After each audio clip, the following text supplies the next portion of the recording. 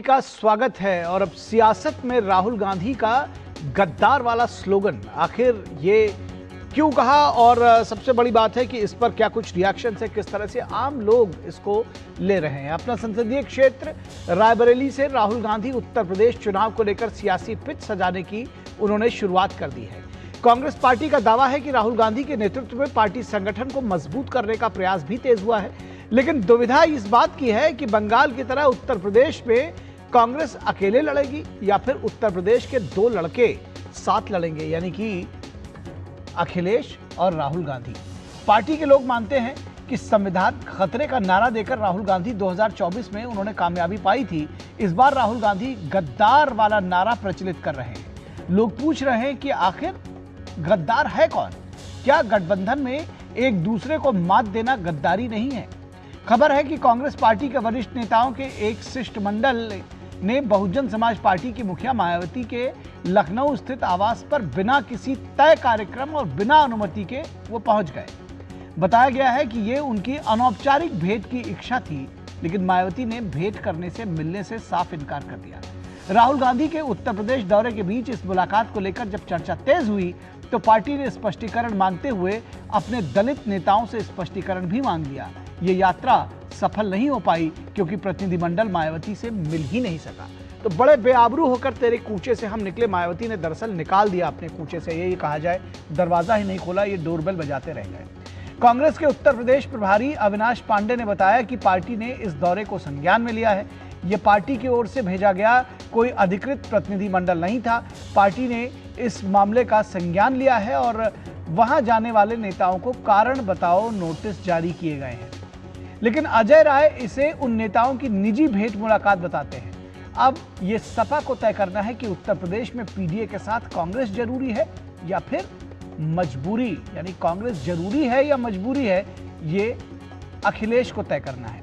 लेकिन राहुल गांधी ने प्रधानमंत्री नरेंद्र मोदी और अमित शाह को लेकर तीखी टिप्पणी से यह साफ कर दिया है कि वे अपने मोहब्बत की दुकान के कारवा को ही आगे बढ़ाएंगे। राहुल गांधी ने रायबरेली में आयोजित बहुजन स्वाभिमान सभा में कहा कि जब आप घर जाओगे और आरएसएस के लोग आपके सामने आकर नरेंद्र मोदी और अमित शाह की बात करें तो उनसे साफ कहो कि आपका प्रधानमंत्री गद्दार है। मुख्यमंत्री योगी आदित्यनाथ ने राहुल गांधी पर हमला बोलते हुए कांग्रेस पार्टी को विभाजनकारी और तुष्टीकरण की राजनीति की जननी बताया है। मुख्यमंत्री योगी आदित्यनाथ ने अपने एक्स पोस्ट पर लिखा कि विभाजनकारी और तुष्टीकरण की राजनीति की जननी कांग्रेस के युवराज की अमर्यादित टिप्पणी उनकी नकारात्मक राजनीति, असंयमित सोच और लोकतांत्रिक मूल्यों के प्रति उनके अनादर को प्रदर्शित करती है। राष्ट्रवादी कांग्रेस पार्टी के अध्यक्ष शरद पवार ने पीएम की तारीफ करते हुए कहा कि भले ही हमारी राजनीतिक सोच पीएम नरेंद्र मोदी से अलग हो, लेकिन ये नहीं भूलना चाहिए कि प्रधानमंत्री के रूप में वो अंतर्राष्ट्रीय स्तर पर भारत की प्रतिष्ठा बनाए रखने के लिए काम कर रहे हैं। उन्होंने कहा कि जब भी राष्ट्रीय हित में सामूहिक रूप से काम करने का अवसर मिले तब सभी को साझा उद्देश्य के साथ आगे आना चाहिए। उन्होंने कहा कि राजनीतिक विचार अलग हो सकते हैं, लेकिन देश के सम्मान को लेकर मतभेद आड़े नहीं आना चाहिए।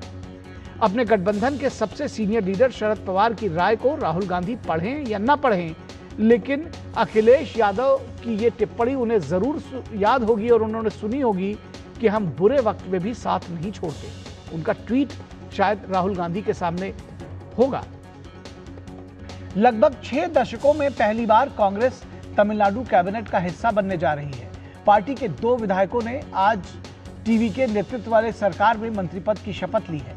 3 दशक में डीएमके को साथी और स्टालिन को भाई बताने वाले राहुल गांधी ने एक झटके में टीवीके के विजय से हाथ मिला लिया। डीएमके इसे गद्दारी ही मानती है। उनके नेता लगातार कहते रहे कि कांग्रेस ने और राहुल गांधी ने डीएमके के साथ गद्दारी की है। बड़ा सवाल यह है कि बंगाल में चुनाव में ममता बनर्जी को भ्रष्ट नेता बताने वाले राहुल गांधी आखिर किस गठबंधन की बात करेंगे? तमिलनाडु में सीपीएम के साथ विजय की कैबिनेट में शामिल होंगे, लेकिन केरल में सीपीएम का विरोध करेंगे। दरअसल राजनीति में गद्दारी अगर जनता की नजर में अब साफ झलकती है तो उसे मुहावरा बनाने से असर नहीं होता है, क्योंकि ये पब्लिक है, ये सब जानती है, ये देख रही है, ये समझ बूझ भी रही है। तो आपको बता दें कि राहुल गांधी ने यूपी के रायबरेली में केंद्र सरकार पर आरोप लगाया था और कहा कि केंद्र सरकार ने हिंदुस्तान को बेचने का काम किया है। जब आप घर जाओगे, जब ये आरएसएस के कार्यकर्ता आपके सामने आएंगे, नरेंद्र मोदी की बात करेंगे, अमित शाह की बात करेंगे, उनसे आप सामने उनको कहो कि आपका प्रधानमंत्री, आपका होम मिनिस्टर, आपका संगठन, आपने हिंदुस्तान को बेचने का काम किया है।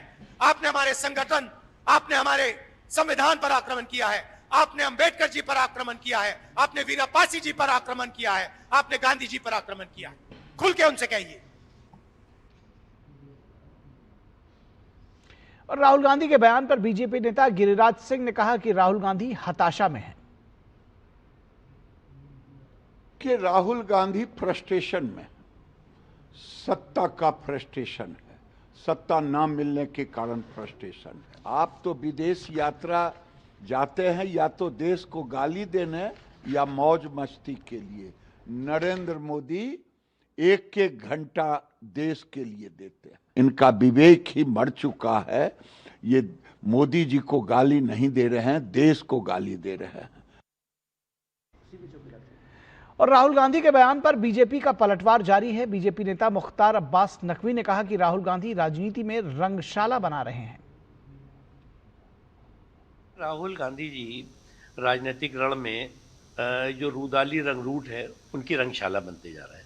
अब अगर राहुल गांधी जी रूदाली रंगरूटों की रंगशाला बनेंगे तो इसी तरह जब चुनाव में ये निपटेंगे तो रोना शुरू हो जाएगा, धाराशाही होंगे तो धोना शुरू हो जाएगा। तो इनका रोना धोना ये जो है वो इनके रूदाली रंगरूटों की रंगशाला का ये एक रिवाज और मिजाज बन गया है।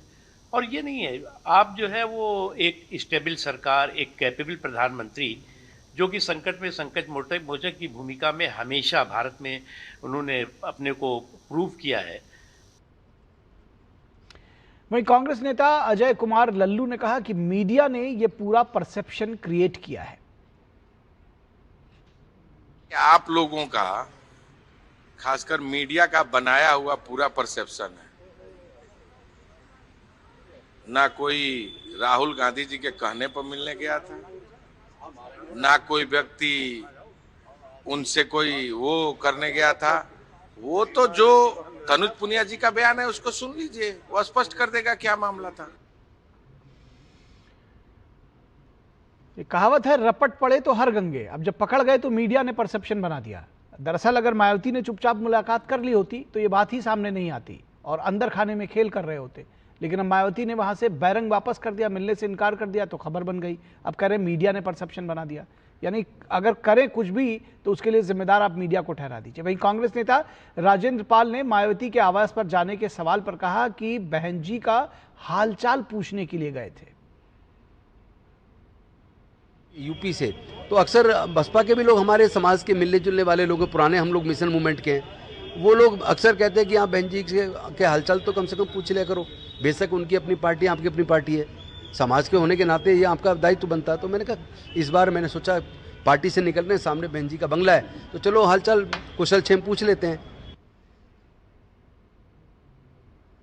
तो मायावती की राजनीति करने की स्टाइल जो जानते हैं वो जानते हैं कि शायद एक बार अपॉइंटमेंट देकर भी वो नहीं मिलती हैं। तो ये जो बिना बताए हालचाल पूछने गए थे और कांग्रेस ने इन सबको कारण बताओ नोटिस भी जारी कर दिया है। तो कभी बताते कि हम कुशल क्षेम पूछने गए थे और कभी नोटिस भी मिल गई है। बहरहाल इस पूरे विषय पर बातचीत करने के लिए हमारे साथ विशेष मेहमान जुड़े हुए हैं, उनसे आपका परिचय करा दें। हमारे साथ अनिरुद्ध प्रताप सिंह बीजेपी के प्रवक्ता हैं। अनिरुद्ध जी बहुत स्वागत है हमारा। हमारे साथ दुष्यंत नागर राजनीतिक विश्लेषक हैं और कांग्रेस की नीतियों के समर्थक समझे जाते हैं, तो कांग्रेस का पक्ष रखेंगे। दुष्यंत नागर जी बहुत स्वागत है आपका। हमारे साथ कंसल्टिंग एडिटर हमारे विनोद मिश्रा जुड़े हुए हैं। विनोद जी आपका भी बहुत स्वागत है। और विकास सिंह हमारे संवाददाता लखनऊ से जुड़े हुए हैं। विकास के पास सबसे पहले चलेंगे। विकास, ये जो गद्दार वाली बात जो सामने आई है, जिस तरह से राहुल गांधी ने कहा कि आपका प्रधानमंत्री गद्दार है, इस पर आम लोगों का और खासतौर पर रायबरेली अमेठी में क्या कुछ रिएक्शन है? क्योंकि लगातार जो राजनीतिक इस पर जो रिएक्शन है वो तो आ ही रहे हैं। आम लोग क्या कह रहे हैं इस पर? देखिए निखिल, हमारे देश की एक संस्कृति है, एक मूल्य है, एक मर्यादा है और यही हमारे देश की पहचान है।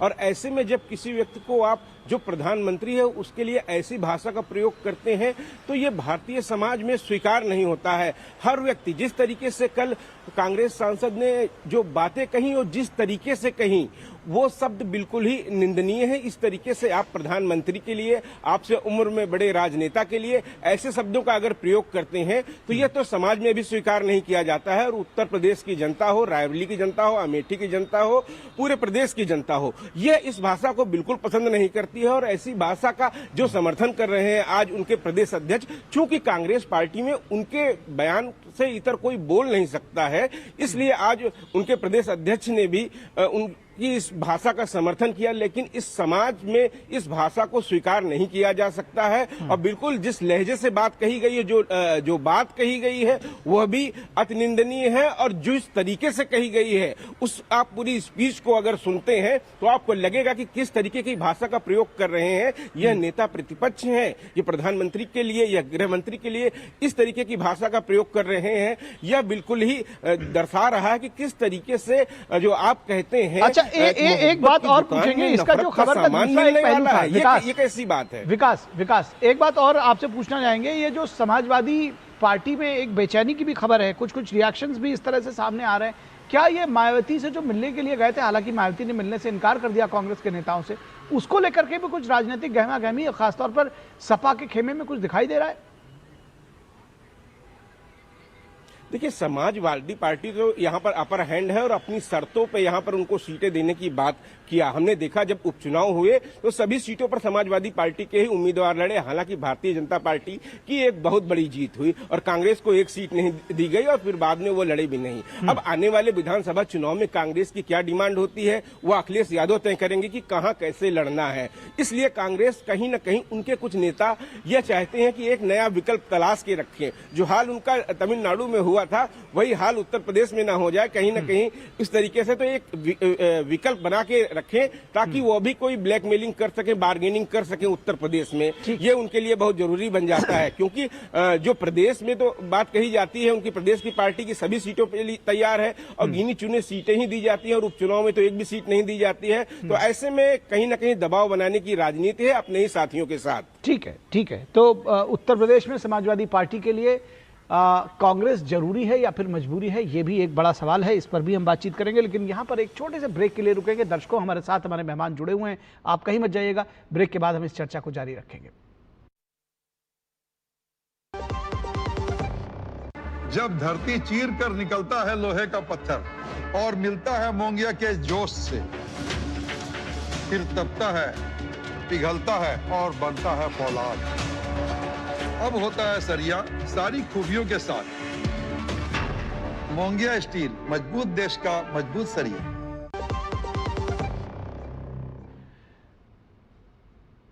स्वागत है आपका ब्रेक के बाद और हम चर्चा कर रहे हैं उत्तर प्रदेश की सियासत की, जहां राहुल गांधी के बोल बिगड़े हैं और साथ ही साथ कांग्रेस के कुछ नेता मायावती से मिलने के लिए गए थे तो उसको लेकर के भी सियासत गर्म है। इन सारे विषयों पर हम एक साथ बातचीत कर रहे हैं। हमारे साथ खास मेहमान जुड़े हुए हैं, विनोद मिश्रा हमारे कंसल्टिंग एडिटर। उनसे जानना चाहेंगे ये किस तरह की सियासत है, क्योंकि गद्दार कहकर तो निकल जाना वो बात तो ठीक है, लेकिन क्या आपको लगता है कि इन चीज़ों को प्रूव कर पाएंगे या कोई चीज़ कहकर कुछ भी, यानी कि राजनीति क्या इतने निचले स्तर पर उतर आई है कि आप किसी को कुछ भी कह दीजिए प्रधानमंत्री, आपका फ्रस्ट्रेशन हो सकता है कि आप जीत नहीं रहे, लेकिन क्योंकि आपने देखा होगा चौकीदार चोर वाले मामले पर भी राहुल गांधी को माफ़ी मांगनी पड़ी थी, लेकिन उसके बावजूद फिर इस तरह की जो चीज़ें सामने लेकर आ रहे हैं, कैसे देखते हैं इस पूरी सियासत को? लेकिन राहुल गांधी को अगर आप देखें तो पिछले इस साल में कम से कम राहुल गांधी 10 से 15 बार अपने वो कंस्टिट्यूंसी जा चुके हैं। अब वो जहाँ से रायबरेली से जहाँ से राहुल गांधी ये जनसभा में बोल रहे थे, वो फ्रस्ट्रेशन देखिए कि राहुल गांधी के आज की तारीख में एक भी एमएलए नहीं है। अमेठी में एक एमएलए है जितना मुझे पता है। रायबरेली में राहुल गांधी के अपने कॉन्स्टिट्यूंसी में एक भी विधायक कांग्रेस के नहीं है। तो ये राहुल गांधी की आप मजबूरी समझें या राहुल गांधी की अपनी समझ समझें, तो एक भी एमएलए उनके नहीं है। ये दोष अगर वो बीजेपी को दे रहे हैं तो ये बात तो जनता को गद्दार कह नहीं सकते, तो वो फिर दूसरे नेता को गद्दार कह रहे हैं। अब सवाल है कि लोगों ने आपको वोट नहीं दिया है, लोगों ने आपको नकारा है। जहां पे आप रायबरेली में लोगों को ये ज्ञान दे रहे थे, वो लोगों ने आपको वोट नहीं किया है, और आप उसको गद्दार कहने के बजाय आप दूसरे नेता को कह रहे हैं, क्योंकि आपको डर है कि जनता तो हमें ऐसा कह नहीं सकते उसे। उससे भी इंपॉर्टेंट सवाल ये है कि कांग्रेस के पास साथ में दुविधा बंगाल के इलेक्शन में से काफी तेज हो गया है।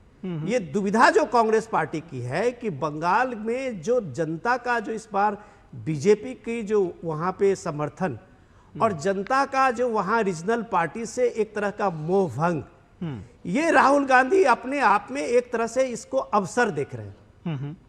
अब जैसे आप देखिए कि उनको एक मिनट देर नहीं लगी कि अपने एक परंपरागत जो उनके एक इंडिया गठबंधन के अलायंस में और पुराने सहयोगी डीएमके से एक मिनट में उन्होंने पल्ला झाड़ लिया।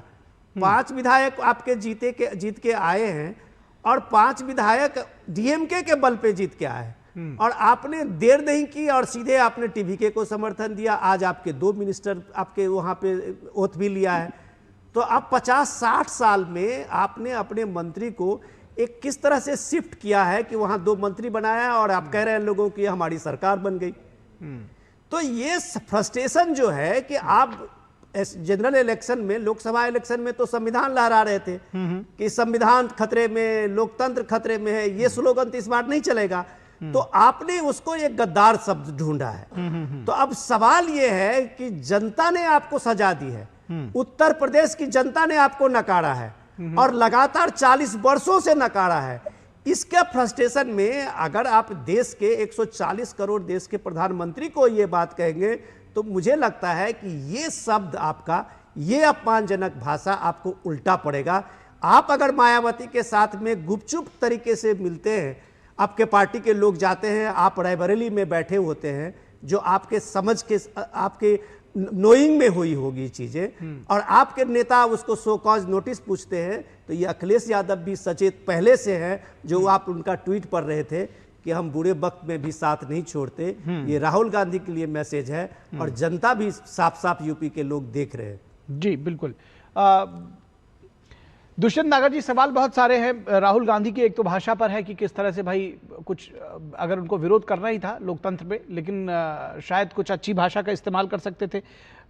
और दूसरी साथ जब जिस बात पर वो शायद गद्दार साबित करने की कोशिश कर रहे हैं, जो बात उन्होंने कही है वेस्ट एशिया के मुद्दे पर, आप ही के राजनीतिक सहयोगी इंडी गठबंधन के शरद पवार ने साफ तौर पर बड़ी भूरी प्रशंसा की, सराहना की प्रधानमंत्री नरेंद्र मोदी की। क्या नैरेटिव की हवा निकल गई है? ये सारा फ्रस्ट्रेशन है जिसकी वजह से वो जाके उस बात को और जोर से चिल्लाकर थोड़ा कहना चाहते हैं? क्या वजह है?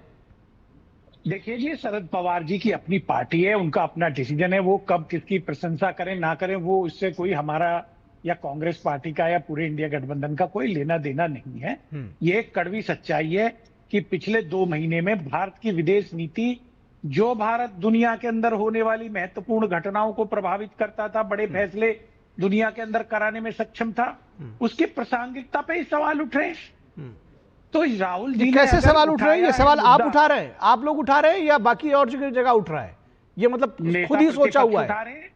नेता प्रतिपक्ष उठा रहे हैं। अच्छा, 144 साल पुरानी कांग्रेस पार्टी उठा रही है। ठीक, तो क्या उठा नहीं सकते? हम लोगों को बिल्कुल उठा सकते हैं देश के प्रधानमंत्री से सवाल पूछने का, या प्रधानमंत्री सवालों से परे हो गए हैं, या सरकार ये ऐसी सरकार हो गई है कि जो सवाल पसंद नहीं करती, तो फिर क्या ये तानाशाह हो गई है? नहीं, सवाल कीजिए, बिल्कुल सवाल करिए, लेकिन सवाल जो है आपसे जो सवाल है कि भाषा की मर्यादा तो रखी होती। देखिए, भाषा की मर्यादा की बात यह है निखिल जी, नेता लोग, ये मैं कांग्रेस की बात नहीं कर रहा, भारतीय जनता पार्टी के अटल जी के, आडवाणी जी के बहुत सारे बयान ऐसे हैं जो पार्लियामेंट में दिए हुए हैं, बहुत से मुहावरे, लोकोक्तियां, इनका प्रयोग करते हैं जनता तक अपनी बात को कन्वे करने के लिए। कई बार उसमें थोड़ा बहुत एग्रेशन में कोई बात कह देते हैं। लेकिन राहुल गांधी जी को तो थोड़ा सा रेस्ट्रेंट बरतना चाहिए। चौकीदार चोर पर वो माफी मांग चुके हैं। देखिए, चौकीदार चोर पे जो माफी के बारे में भारतीय जनता पार्टी कहती है, उन्होंने कोई भाजपा से माफी नहीं मांगी। हाँ। ये गलत है। और ना उन्होंने चौकीदार चोर के बयान देने पे माफी मांगी। उनके बयान को गलत तरीके से जो कोट किया गया, उसके लिए उन्होंने माननीय न्यायालय से माफी मांगी थी। और दूसरी बात जो आप उत्तर किसके लिए प्रदेश माफी के मांगी थी संदर्भ सर, में एक कर बार रही फिर हैं। से क्लियर करिए, किसके लिए माफी मांगी थी, किस बयान पर? उनके बयान को गलत तरीके से कोट किया गया था, तो उसके उनके लिए बयान को उन्होंने किसी माफी और ने मांगी। कोट करेगा? आपके बयान को अगर मैं गलत कोट करूं तो आप माफी मांगेंगे कि मैं मांगूंगा? मतलब क्या नहीं, बता रहे हैं आप समझे नहीं। हाँ। मीनाक्षी लेखी जी ने जो याचिका डाली थी, उस याचिका के संदर्भ में उन्होंने कहा कि मेरे बयान को गलत तरीके से कोट किया गया, उसके लिए साहब, माफी मांगी। आप इतना भी आप देखिए, उसका ठीक वो है, ऑर्डर देश की पड़ा हुआ जनता है। इसको जानती है, मतलब देखो, बयान को ऑर्डर किसी पड़ा और हुआ ने है, गलत आप कोट कर उसकी- दिया इसलिए उन्होंने आप माफी मांगी। उसका- श्रीमान जी, चौकीदार चोर के लिए माफी नहीं मांगी है, ऑर्डर पड़ा हुआ है, पब्लिक डोमेन में है, माननीय न्यायालय की पूरी राफेल का कार्रवाई मुद्दा पड़ी था हुई है, ना, आप उसको पढ़ राफेल का लीजिए। मुद्दा था ना सर, राफेल का बिल्कुल, मुद्दा था राफेल जिस पे पर माफी माफी नहीं मांगी मांगी, थी। और मैं आपके यहाँ पूरी चौकीदार दृढ़ता चोर के साथ उन्होंने कह रहा उसी हूं, मुद्दे पर कांग्रेस कहा की था। सरकार बनने अच्छा, दीजिए, उसके बाद चौकीदार चोर नहीं राफेल की कहा, जांच होगी, ये बात भी है। राफेल उसके की बाद जांच चौकीदार होगी, चोर नहीं कहा माफी राफेल मांगने के बाद। अनफिनिश मुद्दा है, राफेल अनफिनिश मुद्दा है, राफेल पे आज तक कोई जांच नहीं हुई। सरकार ने जो रिपोर्ट दी, उस रिपोर्ट के आधार पर सुप्रीम कोर्ट तो ने खड़े हो फैसला जाते किया। सुप्रीम कोर्ट में, कहते माफी दूसरी नहीं बात मांगेंगे, में- फिर माफी क्यों मांग ली? अरे साहब, राफेल के लिए किसने माफी मांगी? अच्छा, किस बात के लिए मांगी ये तो बताइए। नहीं, आप बताइए किस बात के लिए माफी भाई मांगी? साहब, मैं तो राफेल बता के मुद्दे चुका। पर माफी मांगी, उन्होंने गलत देखिए- गलत गलत जानकारी दी थी और उसको राफेल को राहुल जी ने की गलत डील को लेकर जानकारी दी थी देखिए, राफेल इतना मुद्दे पे। इतना इतना जनरल नॉलेज टेस्ट मत करिए, बहुत सर, पुरानी बात नहीं है देखिए- ये, कोई 70 के दशक की सर- बात नहीं कि भूल जाएगा आदमी। सर, ठीक है, देखिए, उन्होंने सर, कहा था भारतीय कि जनता इसमें पार्टी के दलाली जाल खाई में गई मत है और फंसिए, चौकीदार चोर है। भाजपा के जाल में मत फंसिए। अरे ये जाल में फंसने की फेंकने कोई बात ही वाले नहीं लोग है, हैं। सुप्रीम कोर्ट ये में है, बातों आप कह के रहे हैं, सहारे आप से इसको 12 साल मैंने से सवाल शासन यही चला रहे पूछा हैं। कि सुप्रीम उल्टा कोर्ट सीधा में मामला सुबह था, से शाम सुप्रीम तक कोर्ट में चालबाजियां उन्होंने करते हैं। बिना शर्त माफी मांगी और उसके बाद फिर दूसरी एक और गलती कर रहे हैं। तो मैं ये बिना पूछ रहा हूँ कि शर्त क्या वो उन्होंने दोबारा माफी ये इस चाह रहे हैं बात कि के इस लिए तरह नहीं से मांगी इसी कि उन्होंने नेगेटिविटी में चौकीदार आएंगे तो भी चोर लाइमलाइट हो नारा जाएंगे। दिया था। मैं पूरी दृढ़ता के साथ आपके शो में कह रहा हूं, बिल्कुल उन्होंने माफी इस बात के लिए नहीं मांगी। ठीक है, चलिए भाई, कि चलिए, इस बात के लिए माफी नहीं मांगी आप अगर नहीं जोर जोर मांगी से उन्होंने चिल्लाएंगे राफेल के लिए। सर, ठीक है दुष्यंत जी, लेकिन मैं आपको बताऊं कि जो फैक्ट्स हैं वो सेक्रेड होते हैं, फैक्ट्स आर सेक्रेड, मतलब कि आपके जोर जोर चिल्लाने से जो फैक्ट्स हैं वो बदल नहीं जाएंगे। मैं आऊंगा अनुरूप प्रताप जी के पास। नहीं, ठीक है सर, ठीक है, अब आप बता नहीं पा रहे हैं किस चीज में माफी मांगी थी, मैं बता रहा हूं, आप सुनने को राजी नहीं है, तो अब क्या आपके कहने से फैक्ट थोड़ी बदल जाएगा? अनुरूप प्रताप जी, ये जो जिस तरह की बातें सामने लेकर के आए हैं, जिस तरह की बातें और जिस तरह की भाषा, आपको लगता है कि ये फ्रस्ट्रेशन में है या एक नैरेटिव गढ़ने की कोशिश की जा रही है, धीरे धीरे ही सही?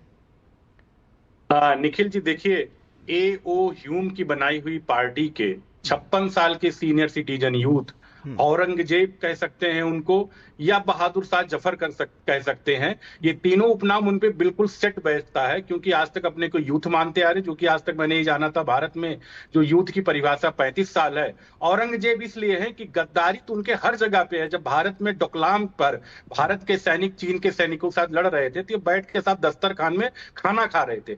आज उनके पिताजी की पुण्यतिथि है और मैं इनसे पूछना चाहता हूं, भैया आपने अपने पिताजी की डेथ की जांच क्यों नहीं कराई? आपकी नानी जो है पाउलो एंटोनियो क्यों मिली वो प्रभाकरन के आदमी से लंदन में? तो जाहिर सी बात, और ये मैं नहीं कह रहा हूं, वो तो फर्स्ट एसआईटी जो चेयरमैन थे उन्होंने अपनी किताब में लिखी हुई है। तो गद्दारी जो अपने पिता से कह सकते हैं, जो गद्दारी देश से कर सकते हैं, इनके परनाना ने देश से गद्दारी करके देश को बांट दिया। इन्होंने अमेठी के लोगों से गद्दारी करके, जिन्होंने इनको सांसद बनाया, इनकी सरकार बनाने में मदद की, इनके पिताजी को सांसद बनाया, इनके नाना को, नानी को, खानदान को सांसद बनाए, उस अमेठी को छोड़ के भाग जाते हैं। जो डीएमके इनके साथ खड़ी रही, जब लोग इनके अगल बगल नहीं रहते थे तो डीएमके इनको साथ देके सरकार बने, उस डीएमके के साथ गद्दारी कर सकते हैं। तो गद्दारी तो इनके हर जगह भरी हुई है। तो ये ऐसे व्यक्ति को हर चीज में गद्दारी नजर आएगी कि जिस यूं कहा जा सकता है नस्लें गद्दारी भरी हैं। तो उस नस्ल में जब गद्दारी भरी हुई है तो हर चीज में गद्दारी लगेगी। और दूसरी चीज 37 केस है राहुल गांधी पर, 18 में राहुल गांधी ने माफी मांगी है, तो असली माफी वीर तो राहुल गांधी हैं। हर जगह हाथ जोड़ लेते हैं, चौकीदार चोर की बात करने लगे, हाथ जोड़ के माफी मांग लिए। इन्होंने पेगासिस की बात की, सुप्रीम कोर्ट ने कहा मोबाइल फोन लाके जमा कर दो। नहीं, तो ये सब सारा करने के पीछे दरअसल अनुज जी मैं जानना चाह रहा हूँ कि ये सब जो राहुल गांधी ने कहा किया, उसके पीछे का क्या वजह है? क्या यूपी के चुनाव हैं इसीलिए अपने नेताओं को भेजते हैं, या क्या वजह है? वो चाहते हैं कि धीरे धीरे लोगों के मन में कोई एक भ्रम जैसी स्थिति उत्पन्न की जाए, क्या वजह है? निखिल जी, बहुत अच्छा होगा कि राहुल गांधी जी उत्तर प्रदेश चले गए, कम से कम भारतीय जनता पार्टी की जीत सुनिश्चित हो गई। आज से हम लोगों को यह लगने लगा कि भारतीय जनता पार्टी 3/4 से वहां जीत जाए, क्योंकि राहुल गांधी ने अपने पावन कदम उत्तर प्रदेश में रख दिए और जब जब एक मुंह खोलते हैं तब तक कीचड़ करेंगे, जितना कीचड़ करते उतना ही कमल खिलता जाता है। यह राहुल गांधी की यूएसपी है कि जितना इन्होंने मुंह खोला उतना ही गंद करेंगे, उतना ही कीचड़ करेंगे, उतना ही कीचड़ करेंगे उतना कमल खिलेगा। और चुपके से मिलने की इनकी परंपरा रही है, चुपके सब जगह मिलने जाते हैं। चाइना भी चुपके से मिलने गए। अनुज जी, आपका मानना है कि इस स्टेटमेंट से बीजेपी को फायदा होगा? नहीं, फायदा नुकसान की बात नहीं। राहुल गांधी से हम उम्मीद क्या कर सकते हैं? राहुल गांधी साहब क्या उम्मीद कर सकते हैं? उनके पास क्या लगता है कि उनके पास में बहुत अच्छा दिमाग है या नहीं है? बोलने के लिए दिमाग की जरूरत होती नहीं, कुछ भी आप बोल सकते हैं। तो राहुल गांधी से हम क्या उम्मीद कर सकते हैं? जो व्यक्ति जब देश के सैनिकों के बारे में बोल सकता है, जो व्यक्ति अपने जनता के बारे में जिन्होंने उनको वोट देकर सांसद बना उनके बारे में बोल सकता है, जो व्यक्ति अपनी पार्टी के नेताओं के बारे में बोल सकता है, जो व्यक्ति कहीं भी डीएमके जैसी पार्टी जो उनके साथ हमेशा खड़ी रही उसके साथ गद्दारी कर सकता है, तो क्या लगता है ये आरती उतारेंगे नरेंद्र मोदी जी, भारतीय जनता पार्टी, अमित शाह जी की, आरएसएस की? कभी नहीं आरती उतारेंगे। ठीक सर, आपका पॉइंट है। विकास के पास जाऊंगा। विकास, एक चीज जानना चाहेंगे इस पर, कुछ लोगों ने जो बीजेपी के साथ कार्यकर्ता है या प्रधानमंत्री नरेंद्र मोदी के प्रशंसक हैं, उन्होंने मुकदमा भी दर्ज कराया है। क्या किसी तरह की कानूनी कार्रवाई की भी जानकारी मिल पा रही है, आ रही है इस तरह से? जी बिल्कुल, लखनऊ के हजरतगंज थाने में राष्ट्रीय हिंदू महासभा के द्वारा एक तहरीर दी गई है जिसमें कल राहुल गांधी के बयान को लेकर कार्रवाई करने की, मुकदमा लिखने के बाद कार्रवाई करने की मांग की गई है। या आज ही कार्रवाई की गई है। तो इस कार्रवाई को हम अगर देखें, लेकिन ये सबसे बड़ी बात है कि लोगों के मन में, आम लोगों के मन में जो कोई कार्रवाई को लेकर नहीं जा रहे हैं थाने में, लेकिन ये सबसे बड़ी बात है जो मैंने शुरुआत में कही कि हमारे यहाँ मूल्य है, हमारे यहाँ संस्कार है, हमारे यहाँ तो अपने से बड़े को, अपने से पड़ोसी को ऐसी भाषा प्रयोग नहीं करते हैं जिस तरीके की भाषा का प्रयोग किया गया है। और जब आप बात करते हैं मोहब्बत की दुकान की और ऐसे में इस तरीके के नफरत की बातें आपको पढ़ाई जाए कि आप इस तरीके बोलिए, ये इस तरीके का है, ये आएगा, ये रोएगा, ये क्या करेगा, इस तरीके की भाषा बिल्कुल हमारे समाज में स्वीकार नहीं है, भारतीय संस्कृति में स्वीकार नहीं है। निखिल, ठीक। विनोद मिश्रा जी, ये देखने में आया कि जितना प्रधानमंत्री नरेंद्र मोदी को अपशब्द कहे गए हैं या गाली दी गई है, उतना ही वो और मजबूत होकर निकले हैं चुनावों में। क्या ये जो इस तरह की जो भाषा शैली का जिसका उपयोग एक बार राहुल गांधी ने उत्तर प्रदेश जाकर किया है, ये बीजेपी के लिए, प्रधानमंत्री के लिए ये एक तरह से और वरदान साबित होगा? आपको लगता है इसका राजनीतिक लाभ मिलेगा? नागर साहब, कांग्रेस पार्टी के तरफ से अगर आप जो ये अभी वकालत कर रहे हैं, मुद्दे पे आइए। विदेश नीति पे बात करना हम लोगों की, आप लोगों की बात तो मुझे नहीं लगता कि कितने स्तर पे आप पहुंचे हुए हैं। शरद पवार की बात भी इग्नोर कर दीजिए। सुनिए सर, एक मिनट सुन लीजिए सर। पूरे देश ने, दुनिया इस बात को जान रही है कि हॉर्मुज स्टेट से भारत का, अभी आप सोचिए, सिर्फ एक गैस का, एलपीजी गैस का आपके जो घर तक आपका पहुंच रहा है और आपके खाने बन रहे हैं। लगभग 2.5 महीने से वहां हॉर्मुज स्टेट से सप्लाई 90% सप्लाई रुका हुआ है। और यह देश और देश के प्रधानमंत्री क्या आपको धन्यवाद देने के बजाय आप पब्लिक मीटिंग में जिस तरह का डिस्कोर्स करते हैं, करना चाहते हैं, लोग आपको मजाक समझेगा। इतना मजाक समझेगा कि आज आप देखिए कि देश की इतनी बड़ी आबादी के लिए देश के किसी भी हिस्से में कोई भी पेट्रोल पंप ड्राई आउट नहीं हुआ है। इसके लिए देश को, आपको इस बात के लिए सलाम करना चाहिए, इसके नेतृत्व को। क्या बात करते हैं आप? कौन मानेगा आपकी बात? सवाल ये है जो आपको मैं याद दिला रहा हूं, मायावती से आप गुपचुप मिलिए नहीं मिलिए, ये आपका और सपा का मामला है। इंपॉर्टेंट चीज ये है जो मैंने आज ही पढ़ा था कि सोनिया गांधी अटल बिहारी वाजपेयी को भी गद्दार कहा था। इस देश ने देखा है और सोनिया जी ने कहा कि हम इस पे माफी नहीं मांगेंगे। उनका बेटा राहुल गांधी पब्लिक मीटिंग में एक बार नहीं 3 बार, और इस बात के लिए बार बार दोहरा कर बात कर रहे थे कि हम इसके लिए माफी नहीं मांगेंगे, हम इसके लिए कभी भी अपनी बात वापस नहीं लेंगे। तैयार होकर क्या मजाक है? अरे आप सपा को डिच कीजिए, डीएमके को कीजिए, टीएमसी को कीजिए, ये आपका राजनीतिक फैसला है, वो आपको गद्दार माने या ना माने। अच्छा, ठीक है सर। लेकिन देश को जिस तरह से एक प्रधानमंत्री को, एक गृह मंत्री को, ये नक्सल मुक्त भारत देखा है आपने, सुना है कभी? आज भारत के 180 जिले नक्सल मुक्त भारत बना है। इस देश के गृह मंत्री के लिए बात आप कर रहे हैं। आप लोगों को शर्म आनी चाहिए सर।